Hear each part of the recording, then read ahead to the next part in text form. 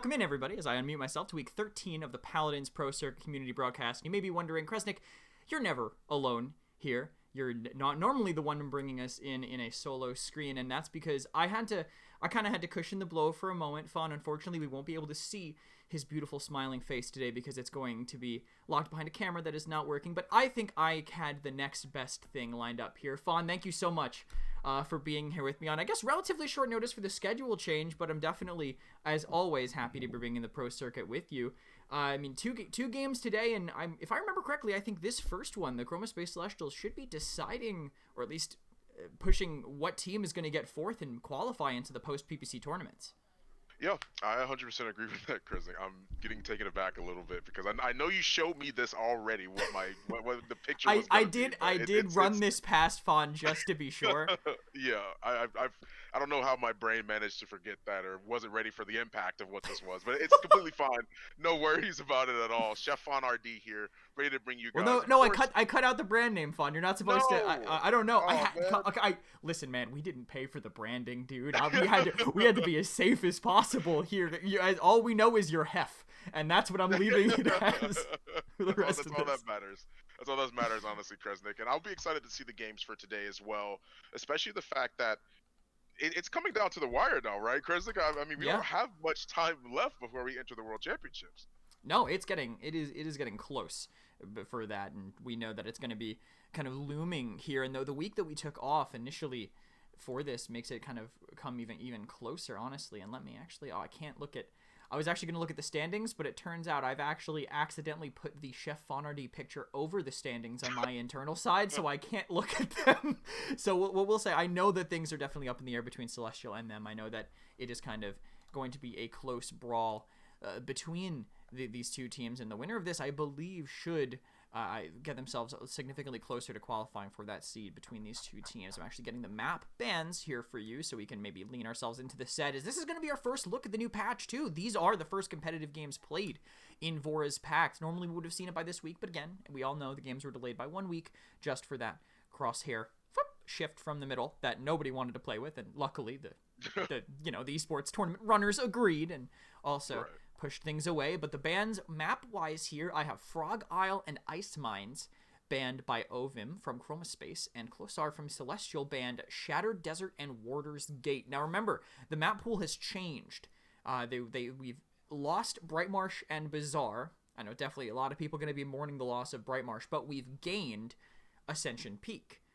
You might be wondering, where's Frozen Guard? Well, I think most of you who have been kind of keeping your eyes and ears on the ground of the Paladin scene have probably seen quite a few things going on with that map. You know, mounting through walls and falling to your death, or going behind your own spawn. So for now, no Frozen Guard, but there's enough maps for a best of 5, 9 maps still open to everybody, and Ascension Peak has been brought back in. And Fawn, map number 1 is going to be Jaguar Falls. So I mean, for you, from what you know of how the changes have gone, I mean, with the nerfs to Vivian and with some of the changes to some of these other champions, just to let you know, also Vora not in yet, are you expecting anything different on a map like Jaguar Falls?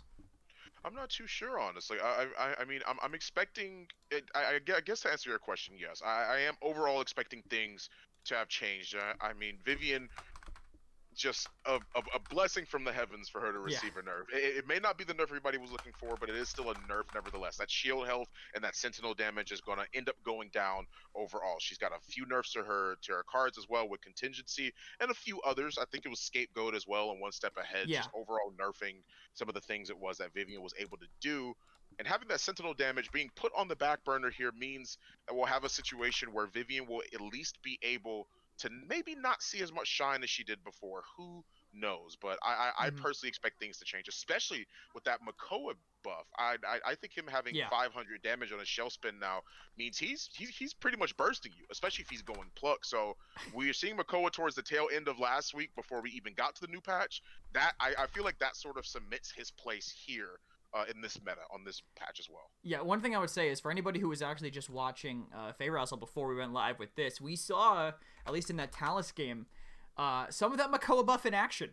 That Makoa shell spin was kind of doing it to him. He was getting knocked around by it, and you can see when you're a squishy character, Makoa always kind of thrived against those characters as long as he connected those hooks, but just having that little bit of follow-up damage without necessarily needing a teammate with you has been... I think it's going to be a boon to his playstyle for sure. And looking at these bans, this is interesting, and I think this is a little bit of an EU snapshot here with the Genos and Corvus, interestingly, in the ban column. And Koga and Willow, these are two champs that are really only being played in Europe and are both kind of reaching staggeringly high win rates. I think that's what's overall something to take away from here is that even though Corvus did receive the nerfs that he did, they still feel like he is a ban-worthy target. I mean, they took away the lifesteal that he was actually able to have on his card, overall going from 5% to 3%. But now you have a situation where they've overall increased his healing on the card, Price of Salvation, I think it was. I'm trying to remember like the patch notes and everything from what it is that I wrote down and studied. But I believe it is Price of Salvation that they ended up nerfing, or not nerfing, buffing as well, increase the amount of time that you'll actually be able to heal. So, of course, Celestial are going to keep him in the ban column there. Rom is going to be picked here. And one thing it is I don't think that we talked about was Grover. That I feel like that buff is pretty big to him, especially in a situation where it's now going to be able to scale on deployables and shields and everything too. That's going to be huge. That might even cement him even more. Like I was saying with Makoa, that might even make him a top priority pick. Sure, get rid of Genos Corvus. Whatever team has Grover might even be more powerful than before. Yeah, I would agree. I think the fact that, especially on the wide maps too, Grover, sometimes you're like, oh, well, his healing isn't necessarily as good when we have that distance that we can keep from him, but now that he can kind of break down shields and have a strong effect that way, I could absolutely see that being a big factor in quite a bit of this. And Atlas and Grover, Celestial, they listen to you. Grover's kind of been passed over a lot in North America, in Europe, not in North America. It's been picked a lot in North America, passed up a lot in Europe, but Grover being taken here for that little bit of extra poke on those shields and on any deployable that they decide to choose on the side of Chromaspace here on Jaguar Falls. But this is the map where you pick up more for the healing rather than anything else coming out of it. And Nara picked up to pair with this ROM, so I think a solid little tank combination here. Sky, honestly, looking a little spicy right now if Celestial were to pick it up, but that, for some reason, I don't know why, I feel like that's going to stay local to our side of the pond. Yeah, and honestly, just I can't imagine everybody else in other regions would want to pick up that Sky quite as effectively as we have in North America, but, may not be the priority pick here. Maldamba is going to be a priority pick for Chromaspace, though. That's going to be their first healer, and definitely one that we see rising to the occasion multiple times. Genos and Corvus are banned pretty much all the time now, no matter what region that you look at. And despite that being the case, we've seen more opportunities for these other healers to sort of rise up to the occasion. Adroxus and Strix are both going to be locked in on Celestial Esports side, and Strix on Jaguar Falls. Interesting. Into a ROM especially. That means that Chromaspace, they sort of have things in their... I think the ball is in... Yeah, I honestly think the ball is in Chromaspace's court right now for what they can pick. Yeah, they're definitely confident about playing the Strix into it. The Andro, they think, is probably going to do a significant amount, but this Vivian pick into this Strix is actually going to be, I think, fantastic. Vivian, even after the nerfs, I mean, she still has booby trap. She still has a 5-second lasting reveal on a high damage, high knockback ability. So Vivian can even just play that utility while vomiting out the amount of damage that she was previously. Pair that with a Xin, that's someone who can get aggressive with the ROM, that's someone who can execute the Atlas in a fairly unavoidable way. The Grover will be, I think, a decent matchup into it, but now Celestial, one pick left. Are you thinking tank here? Are you thinking triple DPS? I mean, there's a lot that could be taken by them still. Not too sure. I mean, Celestial, I don't think there is a chance at all for them to pick another DPS unless they are really that confident. I think it's another frontliner, or it could be another healer. By all means, I mean, you lock in the pip. It helps out a lot in terms of their survivability, but I'm more so worried about Atlas on the point fighting against the Inara. Sure, Inara received nerfs, but that doesn't mean that she's just going to lose to anybody, right? That's not. Yeah. Those nerfs don't constitute. It's not a huge nerf, really. At the end of the day, think about every fight you've ever done as Inara, right? Were you losing it by 10%? No, you weren't. You were not winning it.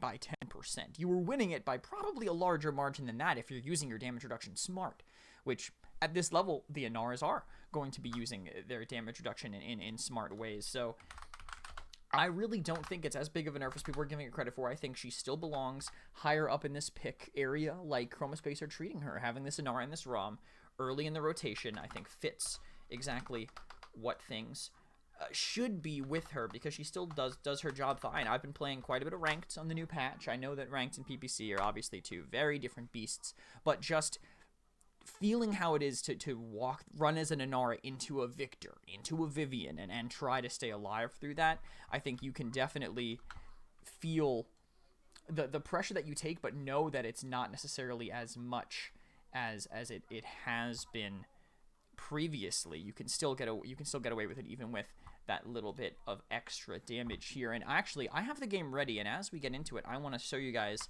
Shoutouts to Jithins again, as always. He kind of pulls so much weight on this broadcast, even behind the scenes here. But I'm going to go into game. We're going to see a new little tool that we have here. We have a talent screen, so I don't need to spin my cursor in circles around everybody's talent anymore. You can just take a look at it and check out those details, and any ones that aren't up to date will be updated a little bit over time. But we have this, and nothing really standing out to me other than maybe running that Yomi over that guillotine.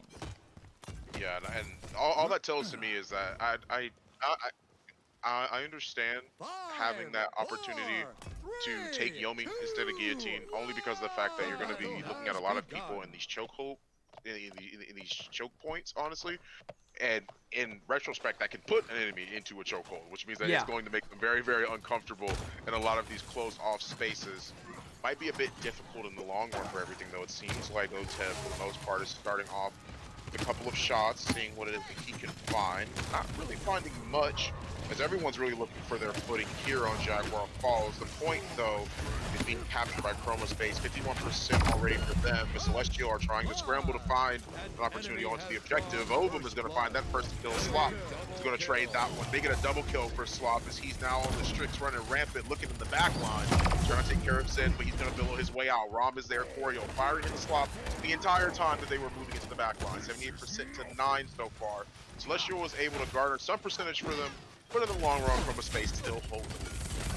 They haven't really cleaned things up, like, cleanly, though. They haven't really been able to actually run it down, so they'll just disengage and play their space. They have point control, but not too much. They can't stay on with the overwhelming amount of damage in the middle, and I don't think they see Otev. It looks like he might have snuck around in the back and pulled them away and distracted them for these kills from Slop.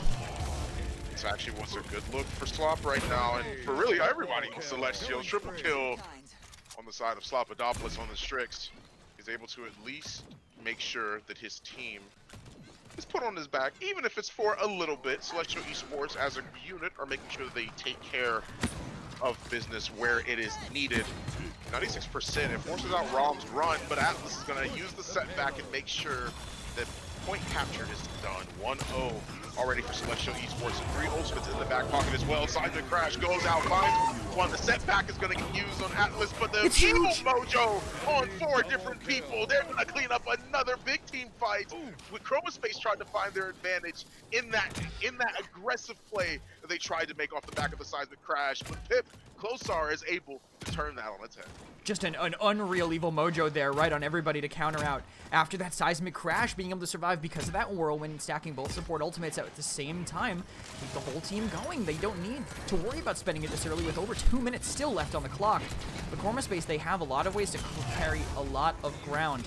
Very quickly, they have Ovum going in, just getting melted. Can't even get the Cataclysm off. For one trade so far, Slopadopoulos now up by the staircase, seeing he can find the shots. Uses the flashbang to heal himself away from the Zen, trying to put the pressure on him. Nepo finds the kill almost instantly. A couple seconds as Slop gets revealed, he's going to get taken out. Nepo has to reconsider pushing up. He's going to wait for his team to get into position. He's going to play here in the back line, focus on different targets. This is the Vivian gameplay you expect to see with her moving from one character to the next one, never letting go of that left click, and maybe occasionally right clicking, depending on how she's feeling, depending on the day it is that Vivian's playing. Yeah, I mean, you got to get that extra cooldown reduction on the sensor drone somehow, but Adium right now maybe overstepping a little bit. There's a lot of damage on the other side, and sometimes as a flanker, when you have those abilities, hard to tell exactly how much you can live through it. Real actually also maybe a little bit not used to the new Inara. Gets taken down by Otev on this push, and it's kind of all up to Coriel to stall this out. He's got to make it in, but he's got to be so careful not to get rewound by Toot on the way in. He's pushing him back for the most part. 30 seconds remaining. As now a beautiful setback is able to at least make sure that they have a hold on this objective for a little bit longer. Rom moves to the back line, seeing if he can put pressure on who might be wary of his presence. He's in the back trying to find the kills, but he's not able to find much. They do take care of at least 2 of them. That's going to be a third one. Slop is still alive here. He's not going to be able to really touch on the cart. Nepo's already staring down one angle. Zen manages to cover the other angle. The minute he tries to escape, Vanara is there to make sure that he can't go anywhere as they now tie this up at a 1-for-1. And Chromaspace, they barely held on there. Shout out to Adium for being the one to actually get that overtime. One of the things that Zen actually used to be significantly better at a few patches ago, but slightly fallen off, I guess, in that sense since then. Used to have, what, a 2.5-second counter and billow, some ridiculous numbers that he had able to share there, but not quite anymore, but still can do exactly what is needed from him. And this Pip after the buffs, Closar not doing a ton of healing, but we saw how important that Evil Mojo was for them. He's coming into this next mid-fight with another Evil Mojo, which should be just as impactful. And that little bit of a poke, I'm going to check that damage chart again. He is only, what, 700 behind a Vivian. That's not bad on one of Vivian's better maps. Even though this is also a great map for Pip, we're still seeing what these buffs have done to this character that's kind of fallen out of the meta outside of this map. So far, he's trying to find his opportunity, but he has the Evil Mojo. He actually lowered Nepo to insane amounts of health right there, barely living. The Gore gets tossed out by Seek, or by Sun, I mean. They use the cursor on as well, looking for the kill on Choreo. He manages to escape the line of sight from from Otev, but manages to get picked up by Tutu. Nepo in the back line, trying to back up as the rest of Chromaspace have to retreat. They've already lost one of their mans, if anything. They use the Evil Mojo, find another. Seismic Crash, gets tossed out, but misses. Goes wide in the long run, not going to be able to find anything. No direct hit, no AoE, no nothing. Ethereal has to try and find a way to escape. Choreo has now made his way back into the fray as the percentage is 33% to 57. Runs all the way in. Choreo moves just into the back. See if he can reposition. He just wants to draw eyes, attention towards him. They have it. They managed to find it. Same thing for the Cataclysm. Finds 2 individuals, but nothing's going to really be found from their audio. In the back, manages to find Otev. Trade it out 1-for-1 if anything. That's what they're trying to do, but it doesn't seem like that's how it's going to end up. The Accursed Arm, not the Accursed Arm, excuse me, the Dread Serpent is going to find plenty of different kills here on the side of Chromaspace. They force so many people back, and so many kills have been cleaned up. I thought Choreo was going to get all of those kills, and Adium took every single one, and he got a straight vertical spike to catch Otev above the point in the middle of that fight. Really wish I caught that, but got to see it in the back. Adium really just putting that fight on his back there. This is in, I don't think any changes this patch, but still kind of showing up as a force for the characters, the players that know how to use him properly. This Yomi also, the extra damage really adds up when you only have one tank. Tutu, look at that, already getting that second chance forced out, and the setback, and Celestial are trying to send Otev in somewhere in a divide to just get a little bit of space. He found it, and now he's trying to find the targets as he moves in. All 3 nether steps, use it to try and see if he can find a better vantage point on top of their support. He does manage to make it out, but doesn't seem like for much longer, as it seems like Maldamba's already pretty low. They're looking for an opportunity to find the kills. They found one on Tutu, though, on his aggression on the way in. Closar trades it out 1-for-1. Nepo, now that he's down, you've got a 4v4 on both teams. They manage to uneven the odds. Choreo evens it right back up. Otev makes sure that this stays in the favor of Celestial Esports, as now Slapadopoulos has to hold on, as best as he possibly can with these angles. He's going to forfeit that one. Make sure he takes up another angle to find a better vantage point on the enemy team here as they're holding on. But it seems like Tutu, if anything, is making his way back, trying to find the damage that he can, but they managed to find Slop, and that means that Tutu is even a worse off spot than he was before. Adium moves in, finds the kill as well. Now they have a 2-for-2 trade on point. Otev versus Adium, another triple kill for the boy with the sword, as you now have a minute remaining and the cart's going to keep rolling forward. I mean, he must have countered that Evil Mojo, right? If he was that close to it with the fight after. So great play from him, even though they have to wait quite a bit of time for everyone else to get there. It was a good split by Celestial. You can't really, count for Adium getting a triple kill in your backline on this Sin that continues to perform these corner peaks, making life very difficult for Chromaspace right now on this offense. Look at how much speed. He doesn't even need a tank with them. He's just absorbing all of this pressure coming in. I don't think they were ready for them to lose this ground now, but Tev maybe falls, but a root saves it for now.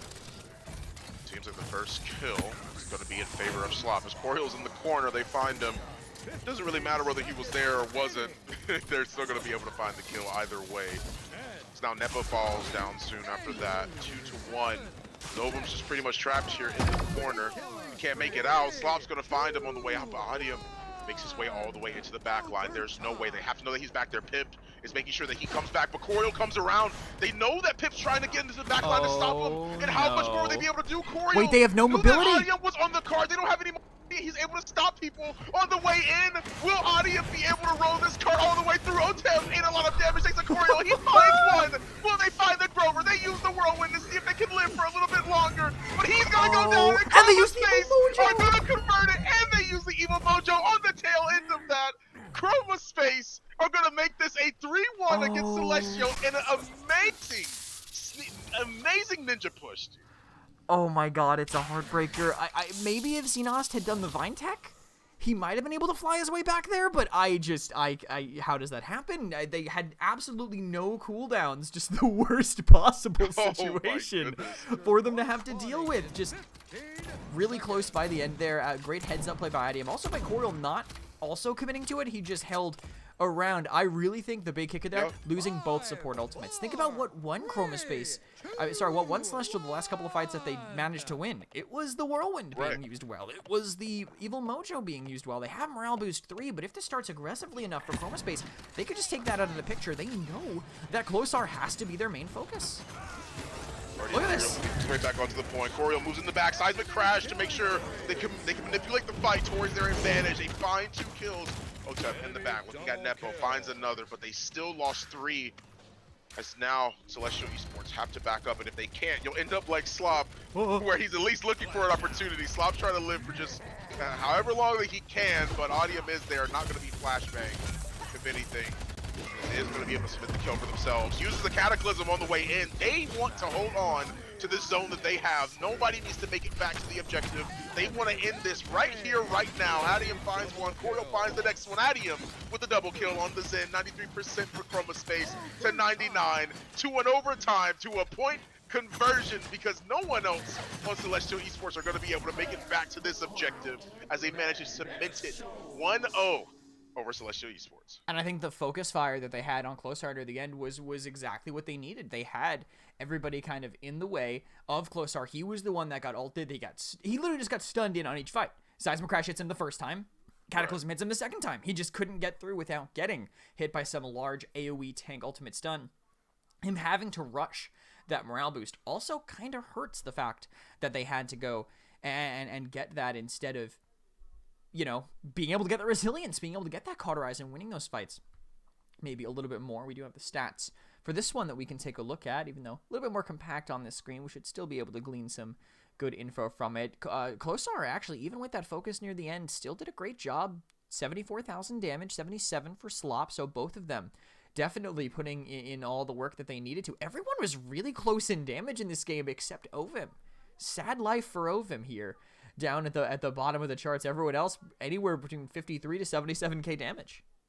And it seems like for the most part that nothing's really changed in terms of some of these damage numbers. I mean, Nepo's still having 66k. Sure, he may not have done as much damage as Otep or as Slop, but he still was trailing a little bit behind Otep here. I mean, even still, Otep was out damaged by Closar, who was on the pip.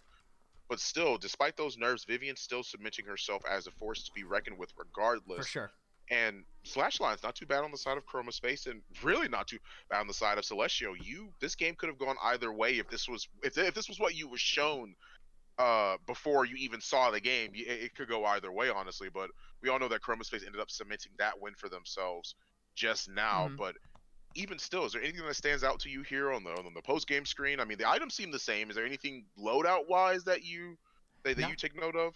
I mean, so little that I'm actually just going to go back to Usfon. I mean, there was really nothing there that really stood out to me. I mean, just looking at the items, the fact that Closar, again, rushed Morale Boost 3 instead of going for any of the higher levels of resilience, I think made it a little tougher. Actually, if you want the real truth, I hung on that screen because there was a cat on my desk that I was afraid would just knock into my mic. I had to get her off the desk for now. But here on this, Chromaspace taking the first map off of that. I think their draft was solid, even with their even with their double tank into Celestial. I feel like Celestial, maybe that Atlas solo tank, struggled a little bit. Looking at his items, which I do also have in front of me, I think not having Chronos on the Atlas reset build makes things really tough. They had the time to get to that point to scale, but he just couldn't put on the pressure into the 2 tanks that they had to really swing things around. And here I have the next map lined up. If you want to know, Fawn, it is going to be Stone Keep. Okay, Stone Keep. We're going to a very consistent map that we've seen be picked no matter what the region.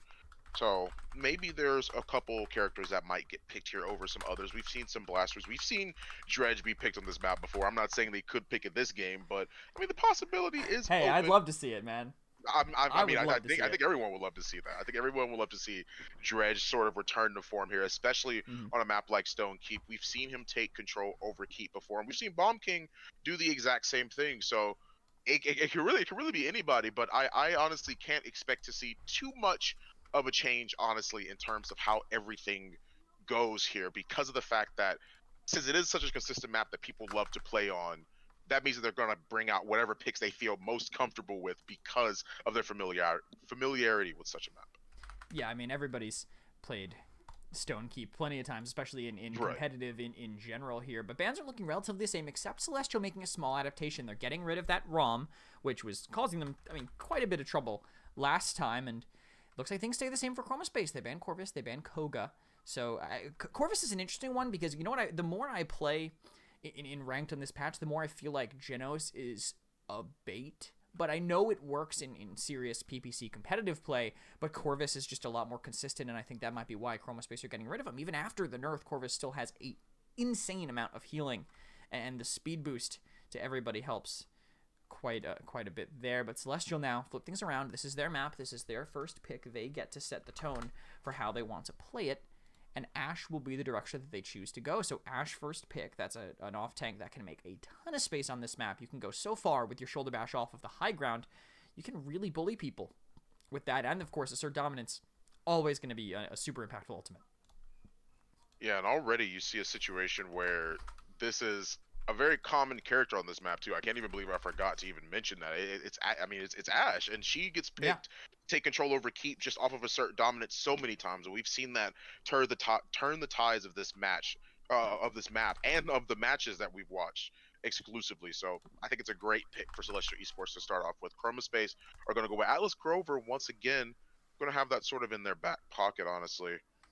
And you have Maeve and Maldamba on the side of Celestial Esports here. Is there anything that you can sort of see ends up getting picked after the con? I'm trying to think of what they could have. I mean, they need both DPS still, unless they're going triple tank, which I highly doubt at this point with this. They could get someone that maybe deals with that Ashe. I mean, also, they already have that Ashe. So maybe I'd go for a backline here. I mean, you could get a sniper if you wanted. A Strix wouldn't be that bad, but he would get Dove. Kinessa would probably be better, but I don't think Chromaspace really lean on that. They're going to go for the Xin. I mean, why not, right? Adium had a monstrous performance on this Xin last game. Give it to him again. You can run Guillotine and execute that Ashe on the way in. If they go for a second tank, which they probably should on the side of Celestial, that will get even more value. So even though you kind of leave your backline pick open to whatever as it goes on, you for sure have a character that was going to work in your comp no matter what. And I think Xin is a great character to be able to sort of try and round that out for Chromaspace. Even though it's not the last pick, their comps already looking pretty strong. Chromaspace have shown they can do some of these drafts with the best of them, honestly. I mean, have these drafts that have very limited frontliners, but this time they're going to opt to go for a second frontliner in this situation. Ruckus and Vivian super aggressive are the last two characters on the side of Celestial Esports, and I 100% agree with you. That's extremely aggressive. You have two off tanks that are very well known for their dive capability, and then you have Maeve coupled with the Vivian. Vivian's going to be chilling in the back line, but I think in a comp like this, where she would have been able to pass last time, I think this might be where we start seeing the nerfs sort of affect her.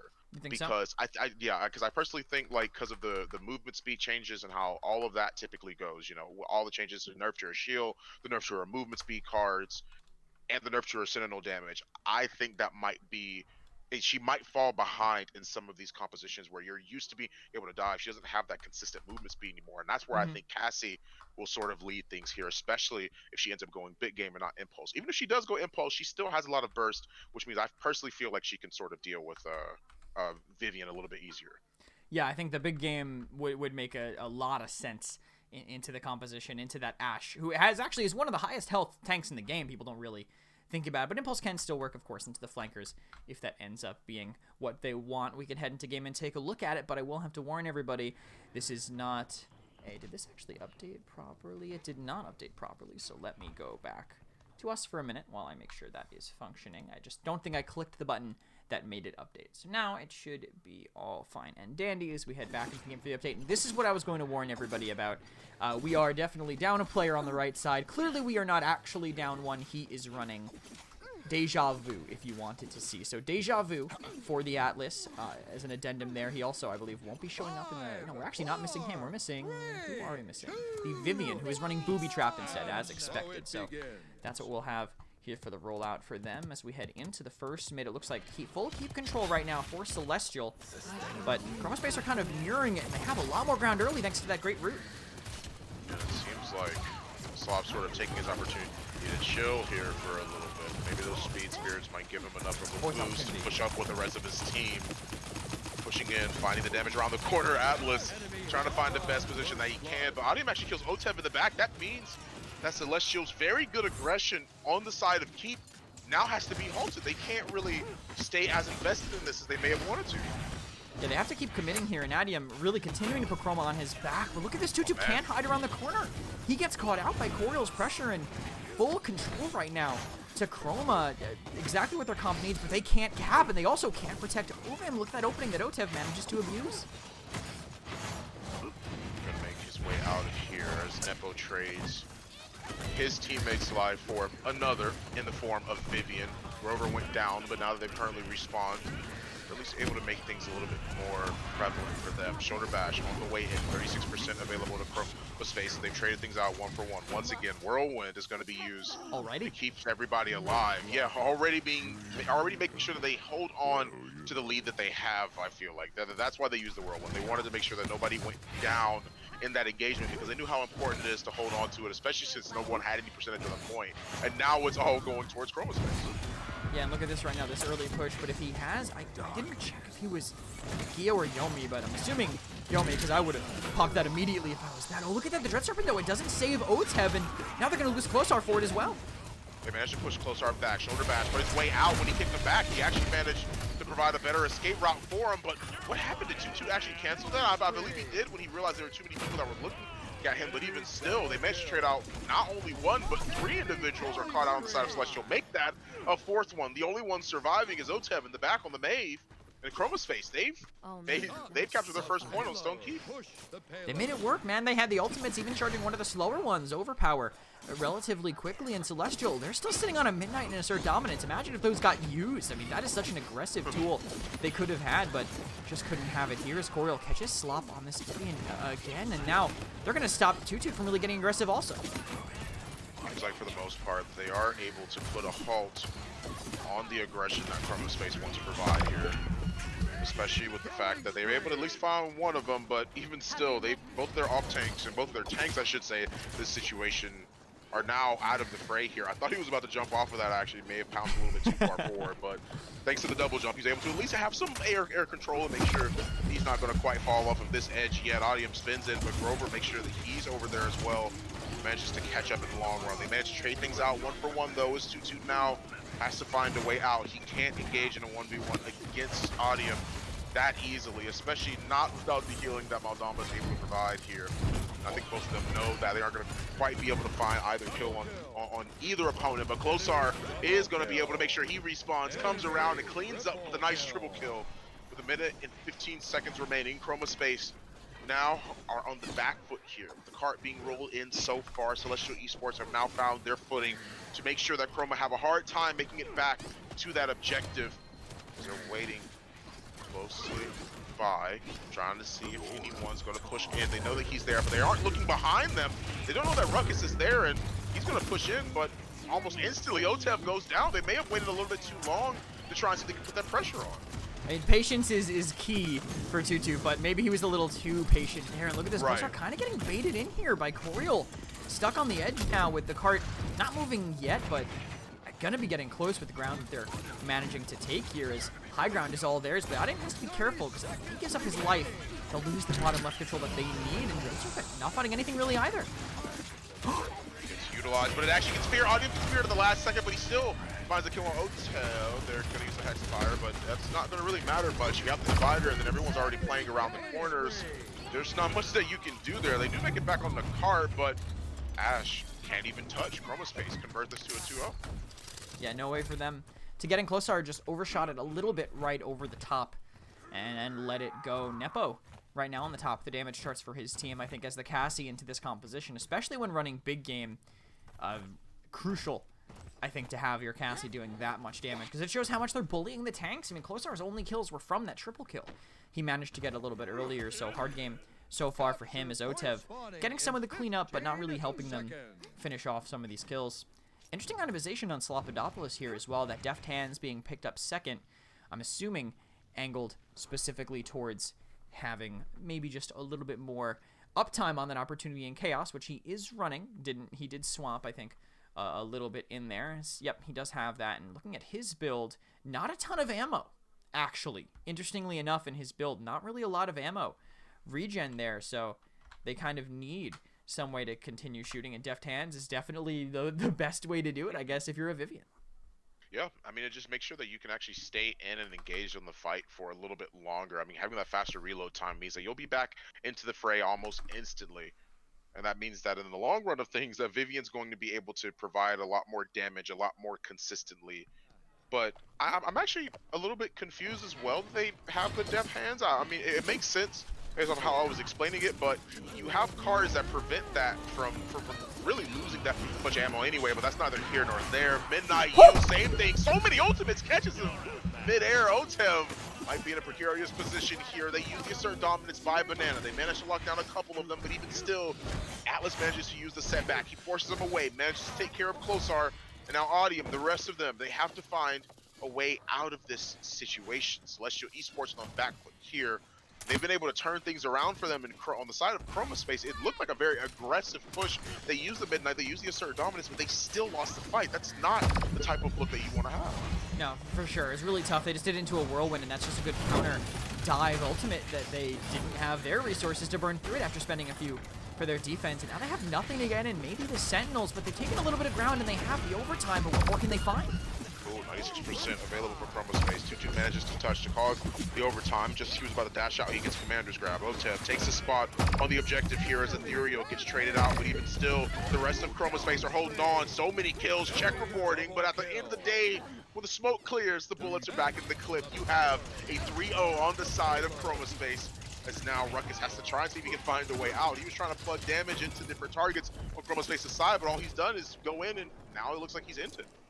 I love seeing these European teams pick up Grover, because Grover really does bring so much to the team environment. Just the constant healing, the burst healing, the ultimate, just cancel these aggressive dive comps that have been so functional in this region, among other things. But look at that complete counter to this aggression. Atlas and Grover keep the whole team going, even with Tutu maybe getting a trade. 2 kills already overall for Chromaspace. Make that a third in the form of Audium as he takes out Tutu. And you've got 2 minutes still remaining on the clock, but even still, I mentioned that because of the fact that the cart is rolling so far forward, and they have plenty of time to make it back if they lose this fight, but they're being kept in their spawn. I can't even say if they'll be able to make it back because it makes it so hard to do so. They want to move in, they plugged in so much damage into Corio, and he uses the exile, he dies. It's still up, minute and 30 seconds now. Everything has sort of arrived here. They managed to use the heal. They're trying to see the kill on the Ovum in the back, but he actually manages to live with 95 HP. They move in, but still, in the long run, Ovum is going to stay alive and make sure he gets the kill. They use the Commander's grab, manages to cripple him in midair, and they make sure that they submit their kill onto Closar. Now everyone else on the side of Celestial have to play a little bit more patient, but even still, Chromaspace are going to make sure they can't because they're going to roll the card in if they don't. Set back directly onto the Ruckus as they have the Dread Serpent as well. Overpower, they manage to catch out Slop, and once he's out of the fray, it's going to be a lot harder for Celestial to hold on. Yeah, just all Closar. He uses the Assert Dominance, but he's just buying time now. Unfortunate miss on that jump there, but look at these ultimates just not really connecting on much of anything, and the Assert dominance finally ends. Starting to find his way out, but even still, gotta make sure that they take care of that one. 2-2 moves and use the Hexifier as his last ditch effort to hold on, but Chromaspace say no sir, make sure they end this with a 2-0 on Stone Keep. Yeah, just a great performance there near the very end by Chromaspace. I guess for the whole time, honestly. They really just had that in control. That Grover pick that they got early countered the dive comp, which to me shows that Celestial just don't know the impact of Grover into a composition like that, right? Grover was a Grover and Atlas, the two hard counters to what they were doing, were the first two picks Chromaspace did. I think that just says that Celestial really weren't flexible enough, right? They were kind of trying to force their own look on things, and it didn't really end up working out for them. Yeah, at the end of the day, we'll look at the stats here, and I will point out, yes, a player is actually going to be missing on these stats. Everyone actually gets crept up a ways. Can't, unfortunately, fix that on the 1-to-1. I believe the player missing is related to the pause we had in the middle. Something's up with the API right now where it's not reintroducing them into the game, but all we're missing here is, who is that? Vivian Slopodopoulos. He had a tough game. I think we could just say that, and I want to just write the words tough game in that empty slot, but we'll leave it there for now. Nepo doing great in the damage department and kind of just running away from everybody else. Yeah, and I think that's pretty huge, especially considering the fact that they had a Vivian still in the game. Like that makes it really, really hard for them to manage to do anything. And I think in the long run, that's exactly why she may not have been able to perform exactly as that was the case. 13-2 and 14, 6-2 and 16, 12-2 and 16. Look at this disparity. That's what I'm saying. Like, look at Chromaspace's KDs, and of course the empty slot there. And then look at Celestial Esports' KDs as well. 8-3 and 15. He's really the only one that went positive on the side of Celestial Esports was Corio on the Atlas. Yeah, and I think he was. That's, you don't know why, Fawn? Oh, he's actually on Chromaspace. Right. Yeah, he's actually on Chromaspace. That's right. No, Fawn, there's a spy. he snuck into the team just to make it look a little bit better for them. But Coriel, yes, he was the only member labeled under Chromaspace, under Celestial, to go positive because he was on the other team. A tough game for Celestial, I think, all around. I'm not sure exactly how Slop ended, but not a ton of kills for them. And now Celestial down 0-2. They need... I don't know what map they really go to. Do you keep things simple? Do you maybe try to pull them to... Do you go to Ascension, a map that maybe no one's played, and say, hey, we can maybe kind of catch you off guard here? But it looks like the choice of theirs in terms of map is actually going to be Split Stone Quarry. So things are staying status quo. These are, from what's left, these are the three maps you'd kind of just expect to be seeing most of the time, and we can go into picks and bans for it. Yeah, and I think this is another map. Well, I don't think. I definitely know me neither. This is a map. Yeah, right, exactly. Actually, you know what? I should have just stuck with that bit. Dang, that was a good one, actually, but it doesn't even matter.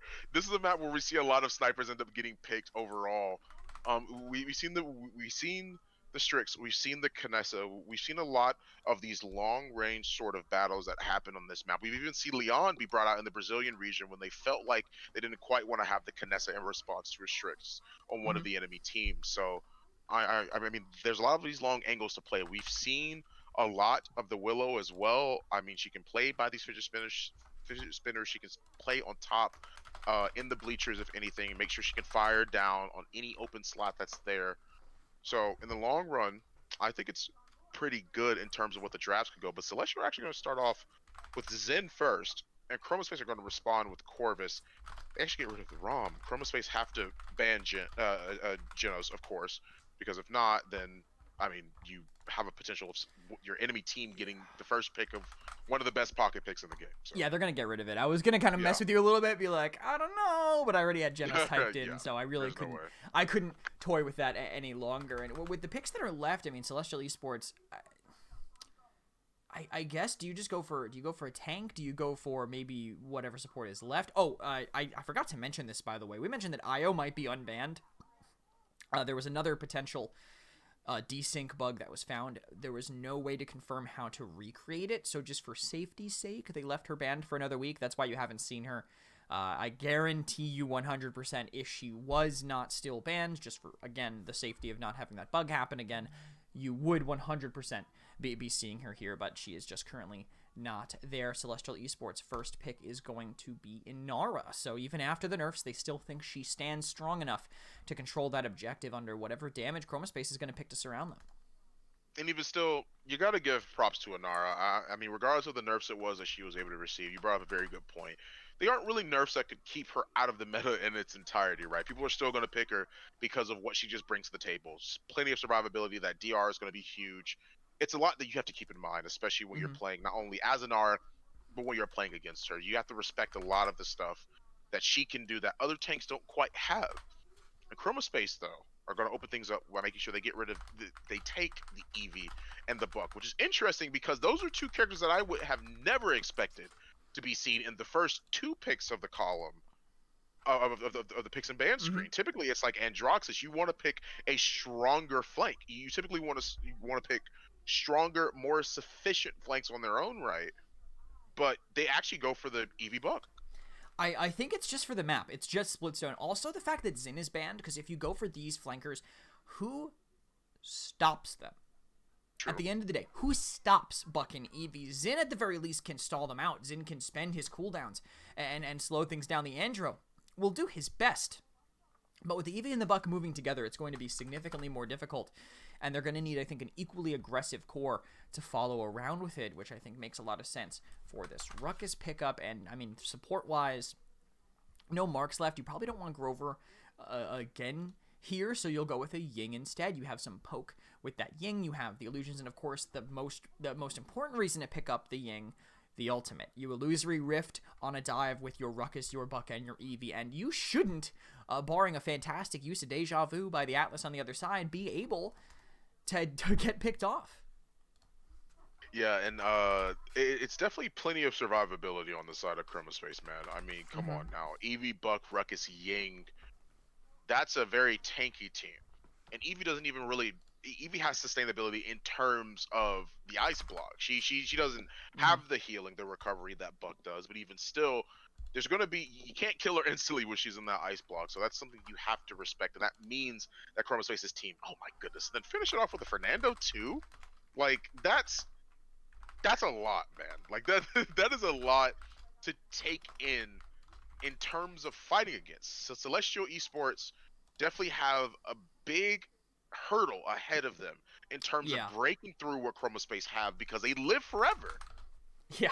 I mean, my biggest problem with the Chroma draft, now that they finished it, is the Nando. I feel like maybe they wanted to just go all in, but now they also, because of that double flanker plus Nando, they're going to have Nando matching up into the Inara on the point, but who is killing the Inara on the point? They're just kind of looking at each other, and that's about it, right? They're just kind of having a staring contest back and forth on the objective, so tough. And I think just from how Chromaspace played it last time, I think having the Atlas Grover on the other side makes things very difficult for them here, because we know how good that is against a dive composition, how difficult it can make it to play into those players. We can head, though, right now into the game on Splitstone Quarry here. Celestials pick, they are down 0-2, and they'll need to find a way to make things work. Looking at the talents, though, nothing I think too surprising. Aegis being stuck out. None of these talents are really changed other than Mother's Grace, which actually has been updated, I believe. So shoutouts to that actually being completely up to date for that, but nothing else too surprising. Aerial Assault for more mobility on Ruckus, which you need for this map. It's the reason you pick him up. The difference, though, I think, between the dive composition and the counter dive comp that Celestial are running on this map and the last map is that they're all going to be landing on high ground behind them. The Atlas and the Grover Fawn, I don't think it's countered. I don't think it counters them quite as effectively when they can play so far in the backline.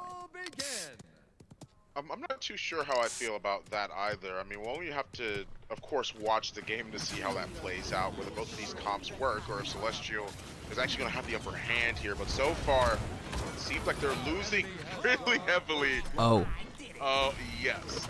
O is correct. And if I don't know, maybe there was like lag or something for a second there, because I don't think I saw an Androx up there on that high ground. Maybe my eyes were deceiving me or anything.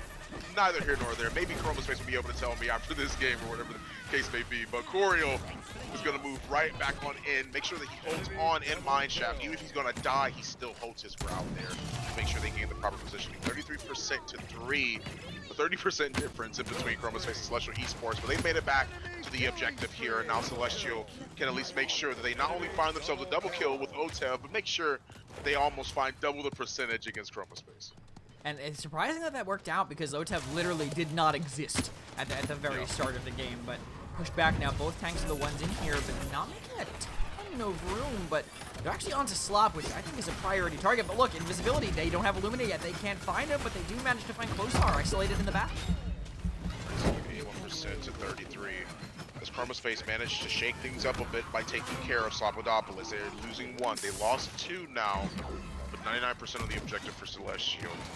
Now Chromaspace can make it back onto the cart, or onto the objective I should say, and see if they can find even more percentage for themselves. It seems like it's working out for them in the long run though, as you have 69% to 99. You have more and more percentage being gained on the side of Chromaspace as now they force Slop all the way out. As Cursed Arm gets used, then have to deal with the EB in the back, the Illusory Rift, to make sure they keep themselves alive, as well as OTEV trying to find the shot that he needs to cement himself either a kill or make sure he serves it up for his teammates. But Ovim finds the kill for himself. Coriel finds another. You have the Immortal to make sure you submit your spot on the objective and even make sure that your team comes out on top. First point on Splitstone Quarter. I loved watching the Hexifier just body block the doorway. Atlas couldn't make it through, had a second chance, and going backwards with it is never good when you need that overtime touch. And look at this use of the mobility by Chromaspace, having Coriel come over and around onto that backline just to split the team in half, just to buy them this ground. They need to get through this initial choke, and they do. But Celestial now setting up for their repush. As long as Coriel keeps OTEV isolated, this could look good for Chroma, but he's already getting knocked low. 2 minutes remaining to them on the clock as they manage to take out Adium soon after that. It seems like Celestial are trying to hold on here onto the high ground as Ruckus has to retreat. Doesn't really have much health for him to live, and neither does Netbo, because in fact he was sniped in the back, caught on the retreat here. 3 kills already down on the side of Celestial Esports as Chromaspace are now either respawning or trying to find their way back to the objective. It seemed like things were going right for them until they tried to keep holding on. They just weren't able to provide the healing enough on the side of the Ying to keep everybody alive on that next push after they capture the objective. This is starting to think to me like it might just be a really grindy game where they can't push past this choke, but they'll win every single mid. But they're actually already caught out this Atlas. There is no out for him here, even with that wall saving him as the Buckwild comes in the back. Ooh. It seems like the Buckwild already wants to be used here as they manage to find plenty of damage in the back line. Same thing can be said for Coriel. Buck actually forces them out and into the open arms of Coriel as they find 3 kills apiece on the side of Chromaspace. 3 individuals, 3 kills, and now a 4th in the form of Closar Adium, making it a double kill instead of him just finding 1. There's not much time. There's plenty of time left on the clock for them to roll this one in, but Adium is going to see if he can find any more shots on people. See if he can lower their health pools to make it hard for them to contest on the objective. Look at this hold right now for them. They have a chance to burst out, but not a ton of mobility to do it. They still, the problem with their composition is they have to wait for them to come through, or just Slopodopoulos can be Strix and one-shot Adium. This will give them some ground, and it looks like Celestial's ready to take it. Already seems like, for the most part, they're able to maintain control over the cart here. Force Fernando off for a little bit, but Celestial Esports are still struggling to find their ground, trugging through the trenches at this point, seeing if they can find any sort of opportunity for them as overtime is of course staying up there on the clock. But even still, Closar, he can't even really live long enough to make sure that they even submit that. He even used the Immortal at the end of the round. Interesting. Just to make sure they even roll the cart in. Yeah, just having the, I think, wanting to get that in, even though you give them comeback mechanic, I think that's just how confident they are on their mids. Honestly, they're just willing to sacrifice all that to capture it because of how much better they are on these mid fights in terms of the composition. They have a lot of options to take it, and also they're going to get their ultimates pretty quickly. We know they're going to have the Illusory Rift fairly fast because Ovim is rushing that morale boost on his side, and Ethereal, actually, I might jump to his build because that's an interesting look at Nando. having the Chronos rush early. Not something we see all the time. Honestly, there's only like one tank main in NA that I know that does that, because you get like 0.2 seconds off your shield every time. But hey, if you have a little bit on your fireball with that, if you play around your charge a little bit more, it can work. But right now, they're completely surrounded and Ethereal's been forced out. Seems like Ethereal is at least able to still apply some pressure. Throws up the fireball, doesn't find much, but I can't say the same for OTEV. He at least finds a kill into net. Well, locked in a one-on-one in the back line with Audium. Audium's going to come out on top. Avengers falling comrade. Seismic crash goes out. Same thing could be said for the Whirlwind here, as he's keeping everybody alive on the side of Celestial Esports. Audium can't find his way in, but is at least trying to plug in enough damage for him to at least remain relevant in this engagement here. Slop is low and gets brought down instantly. A direct hit is going to be enough to make sure that he's taken out of the fight here. 81% to 9. Traded things out 1 for 1. Now Corio gets set back. He's looking for an opportunity to kill Inara, and he finds the ending shot. Really rough timing on the Blossom there. They actually got the heal out right after Closar died, so Xenos didn't have that for himself for another moment after, and point control is with them for now. But again, this Strix is just going to sit up top, relatively uncontested. But as soon as they get dove, this Illusory Rift will come out, and this could be the go button for Nepo, but he can't fight a 1v4, and everybody on Celestial is just stacking on the inside. 81% to 60 already as Corio moves into the back, tries to find himself a better opportunity, but he has all eyes on him. And even still, that's not going to be enough to make sure that Celestial can hold on to what's going to end up going down here. Otel finds himself a double. Maybe that will try and change the fray here in the long run for Celestial Esports. They drop down the Warder's field. They're looking for opportunity to exile anybody in the back line, but use the Immortal almost instantly stops the CC and makes sure that he actually finds the kill directly onto Closar as well. Oriel makes his way all the way into the back line. Once again, finds the kill onto Otev as Slopodopolis manages to take care of Ethereal, but a beautiful Hexafire to make sure he takes out anybody, any stragglers that might be behind. They find plenty of kills and plenty of percentage to net themselves the 3rd point on Split Stop.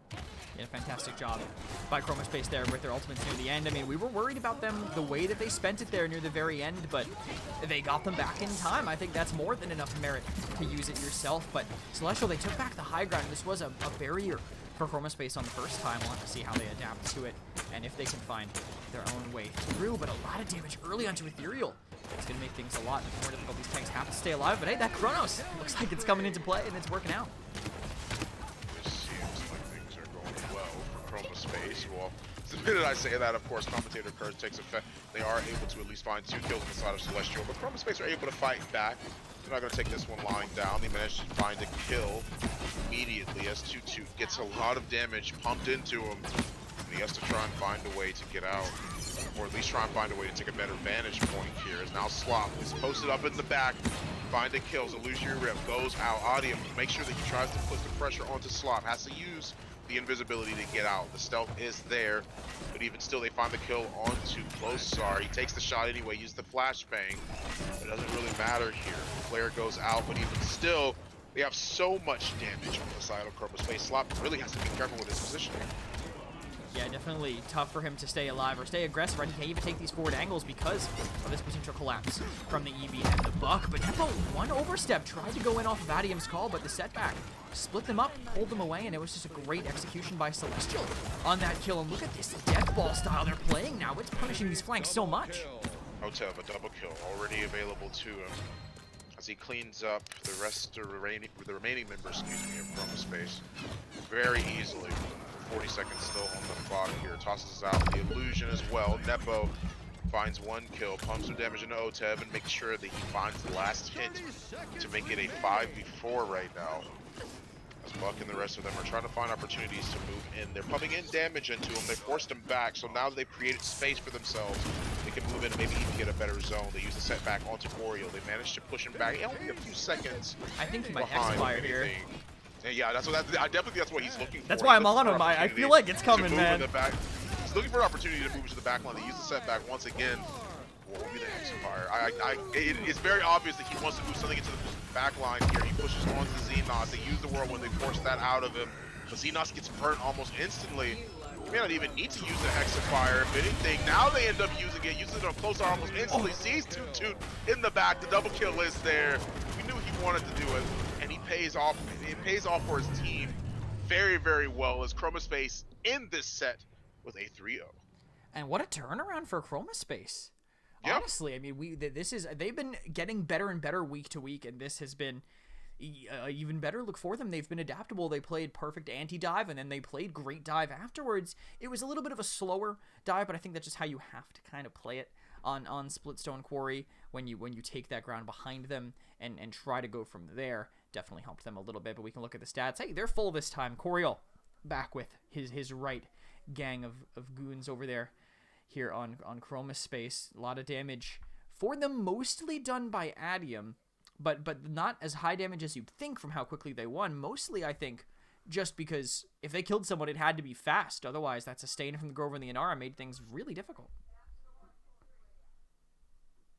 really seems like Chromaspace were able to really cement themselves as a force to be reckoned with still, even against Celestial Esports. I mean, this is a very, very big turnaround for them. I mean, this is Yeah. not the typical performance that we would expect to see from Chromaspace on the daily, and it's a good look for them. I mean, it doesn't get much better than this. 85k on the EV as well, 9-6-11, 13-8 into 9-4. I mean, just good slash lives all around. Sure, Obum went negative, but even still, he has 21 assists. Hard to argue that the support was definitely doing his job there. Yeah, definitely Ovim. Ovim did quite a bit, and Xenost actually part of most of the assists as well. I think both supports playing fine here, and I really like this support meta right now. I feel like you can kind of run with anything at this point. Okay, well, go back. Not anything. Yeah, you can't play Spirit's Domain Grok other than what Jaguar Falls with a really specific death ball comp. If they have nothing that hard counters you, maybe it can work. It's just significantly harder to actually have function if you pull something like that. But the fact that you can play, the Corvus, you can play Genos, you can play Grover, Ying, Damba, even Ceres we've seen, even if it was as an off support, we've seen Pip as an off support, we've seen Grok as an off support, not as a main support, but as an off support.